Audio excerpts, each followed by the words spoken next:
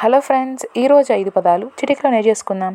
ఈరోజు చాలా important, easy, అందరూ తెలుసుకోవాల్సిన 5 పదాలు ఏంటంటే మ్యారేజెస్ గురించి చెప్పబోతున్నాను. ఈ 5 రకాల మ్యారేజెస్ మనం జీవితంలో ఎప్పుడో ఒకసారి వినే ఉంటాం, చూసే ఉంటాం. సో మనమందరం ఫస్ట్ అందరికీ తెలిసింది ఏంటంటే మోనోగమి. నెంబర్ 1 మోనోగమి అంటే ఏకభార్యత్వం. ఒక పురుషునికి ఒక భార్య ఉంటే దాన్ని మోనోగమి అని అంటారు. అంటే ఒక భార్య మాత్రమే ఉండాలి. సో అది మోనోగమి మ్యారేజ్ అవుతుంది. రెండవది ఎండోగమి అంటే సమూహం లోపల వివాహం.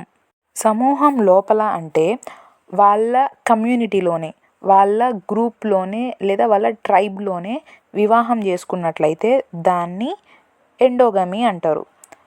అంటే వాళ్ళ కమ్యూనిటీలో మాత్రమే. అదే అవతల కమ్యూనిటీలో ఎవరినైనా వివాహం చేసుకుంటే దాన్ని ఎక్సోగమి అంటారు. సో మూడవ పదం ఎక్సోగమి. ఎక్సోగమి అంటే సమూహం వెలుపల వివాహం. అంటే ఇప్పుడు అవుట్ సైడ్ కమ్యూనిటీ కానీ లేదా అవుట్ సైడ్ ట్రైబ్ కానీ, గ్రూప్ కానీ, క్లేన్ కానీ అవతల వాళ్ళ వైపున వెళ్ళి మనం పెళ్లి చేసుకున్నట్లయితే దాన్ని ఎక్సోగమి అని అంటారు. నాలుగవది పాలిగమి అంటే బహుభార్యత్వం. ఒక వ్యక్తి అనేక మంది భార్యలను వివాహం చేసుకున్నట్లయితే దాన్ని పాలిగమి అంటారు. ఈ సిస్టము మనము ముందు రాజుల కాలంలో చూసేవాళ్ళం. అంటే ఒక రాజు చాలామంది స్త్రీలను వివాహం చేసుకునేవాళ్ళు కదా. కొంతమంది మామూలుగా కూడా రాజులే కాదు, నార్మల్గా కూడా పాతకాలంలో చాలామందిని పెళ్లి చేసుకునేవాళ్ళు. సో దాన్ని పాలిగమి అని అంటారు. ఐదవది పాలియాండ్రీ అంటే బహుభర్తత్వం.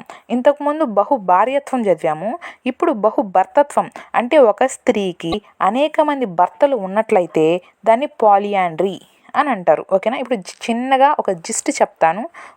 నెంబర్ 1 మోనోగమి అంటే ఒక భార్యని పెళ్లి చేసుకోవడం. రెండవది ఎక్సోగమి అంటే వాళ్ళ కమ్యూనిటీ లోపల చేసుకోవడం. మూడవది ఎక్సోగమి అంటే అవతల గ్రూప్లో కానీ, కమ్యూనిటీలో కానీ, క్లేన్లో కానీ లేదా ట్రైబ్లో కానీ మనం పెళ్లి చేసుకున్నట్లయితే దాన్ని ఎక్సోగమి అంటారు. నాలుగవది పాలిగమి అంటే ఒక పురుషుడు అనేక మంది భార్యలను వివాహం చేసుకున్నట్లయితే దాన్ని పాలిగమి అంటారు. ఐదవది పాలియాండ్రీ అంటే ఒక స్త్రీ అనేక మంది పురుషులను వివాహం చేసుకున్నట్లయితే దాన్ని బహుభర్తత్వం అని అంటారు. సో ఈ పదాలు మీకు చాలా ఉపయోగకరంగా ఉన్నాయని నేను భావిస్తున్నాను.